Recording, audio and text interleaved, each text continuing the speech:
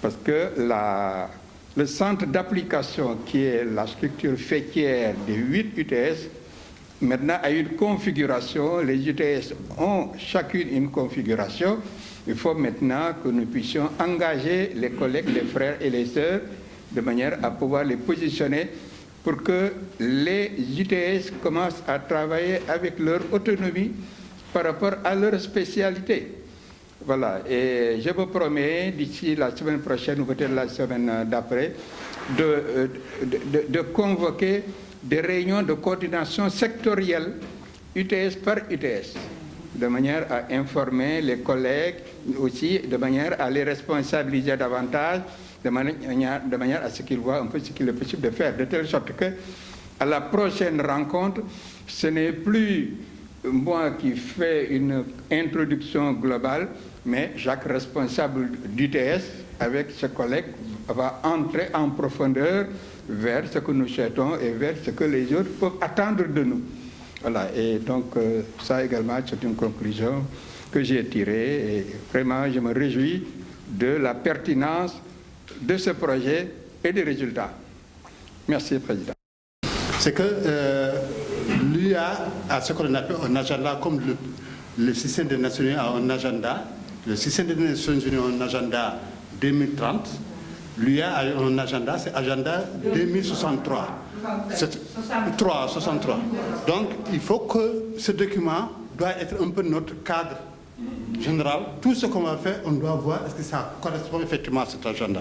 Voilà ce que je voulais ajouter. Remercier Diago et son équipe. Parce que vraiment, on a été bien accueillis. La logistique vraiment était là. Et le cadre aussi, vraiment, nous a bien convenu. Vraiment, tout s'est bien passé. Et nous avons appris aussi. Parce que nous avons appris, nous sommes des personnes âgées. Vraiment, parce qu'on a inauguré comme vraiment une méthode de travail qui nous permet déjà, en cette période, c'est difficile de se retrouver, de pouvoir travailler. Donc, je crois que c'est un message qu'on va lancer un peu partout dans le groupe pour demander à ce que chacun puisse s'équiper d'un petit matériel pour qu'on puisse en tout cas travailler, même si on n'est pas...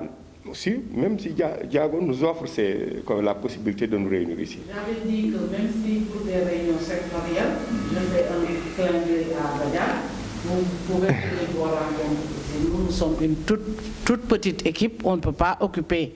Il faut nous dire à temps pour qu'on puisse s'organiser, parce qu'il arrive que d'autres organisations nous empruntent également la salle pour des activités. Donc ça ne nous gêne pas, vraiment. Voilà, donc nous sommes donc voilà, donc la balle est dans notre camp. On va s'organiser. Les réunions, on peut organiser ici, mais ici, on va essayer de travailler comme ça en visioconférence. Parce que comme tout le monde, on va... Hein, voilà, merci. Nos attentes sont des attentes légitimes sur la base des échanges qu'on a eus avec M. Felho.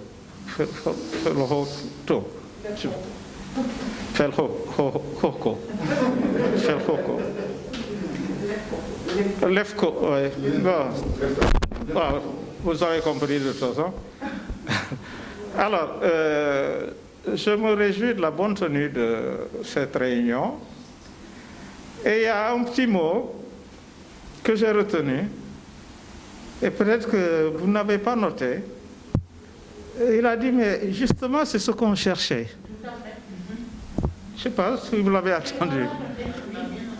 Apparemment, ils venaient de découvrir, n'est-ce pas, un partenaire qui pourrait répondre à leurs préoccupations. Et apparemment, ils ont cherché, ils ne parviennent pas à trouver. Et je crois qu'en plus, c'est dans le domaine francophone qu'ils ont ce problème-là. Comment ça se fait qu'il y ait 16 pays et que la ratification n'avance pas? Il y a problème. Ils ont besoin de nous, et je pense qu'ils viennent de découvrir en nous la possibilité de faire chemin ensemble. Et saisissons la balle, n'est-ce pas, et soyons efficaces. Moins de discours, mais des actes. Et identifier des personnes qui puissent tenir,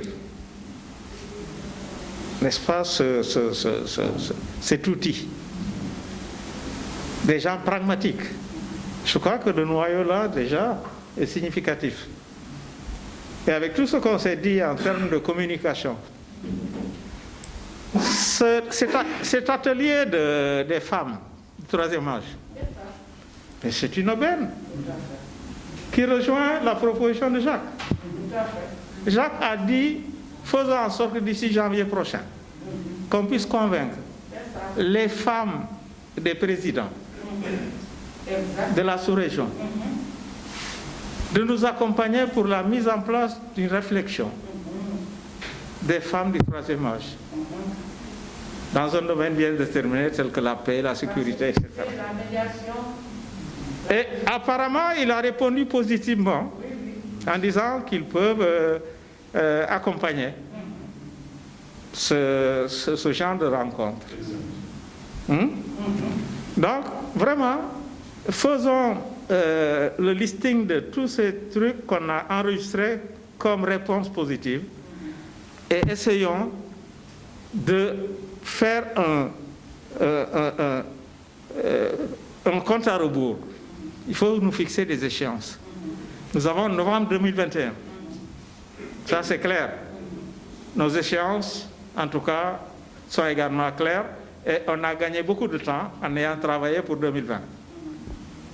Maintenant, par rapport à cet atelier-là, nous pouvons le réaliser très rapidement. Impliquons les dames. Faisons en sorte que ça vienne de l'UA, qu'on dise que nous avons mission de regrouper les femmes du troisième âge dans un cadre de recherche, de réflexion sur la sécurité, la paix, etc. Et venant de là-haut, ça crédibilise. Et les femmes des chefs d'État pourraient s'impliquer. Donc, d'une pierre deux coups, la proposition de Jacques vient de trouver une réponse, n'est-ce pas? Et la spécialiste en ta personne, pour monter un tel atelier, c'est vite fait. Je pense que rapidement, il faut faire un projet de notre conceptuel ou de TDR à soumettre à l'équipe là, à Fatou. Tout à fait. Si on doit l'inscrire dans notre programme, oui, qu'il nous envoie le document, qu'on puisse l'analyser avec les 16 pays qui ont signé, déjà ratifié, pour qu'on puisse porter le plaidoyer déjà. Si au niveau de nos 4 pays c'est ratifié, tant mieux. Si ce n'est pas le cas, on essaie de faire quelque chose pour avoir quelques pieds. Voilà. Merci, c'est tout. Non, moi j'ai terminé, je voudrais l'efficacité de Mme Ndoye. Parce que nous travaillons depuis un an, elle et moi, en toute discrétion. Et on a dit, il faut informer que lorsqu'on aura quelque chose de concret, et quand lui nous a répondu favorablement, on a dit maintenant, il faut porter ça à la connaissance des gens. Et c'est comme ça qu'on travaille. Et également, par rapport à nos projets, faisons en sorte que vraiment ce soit assez verrouillé. Elle me disait tout à l'heure, attention par rapport à nos opposants, mais par rapport à nos frères et sœurs, le Conseil des aînés aurait dû travailler dans le sens là. C'est sa mission. C'est ça. De mise en place justement d'une société civile, du troisième âge, pour la CEDEAO. C'est un excellent projet. C'est un excellent projet. Mais vous n'avez pas fait ça, vous n'avez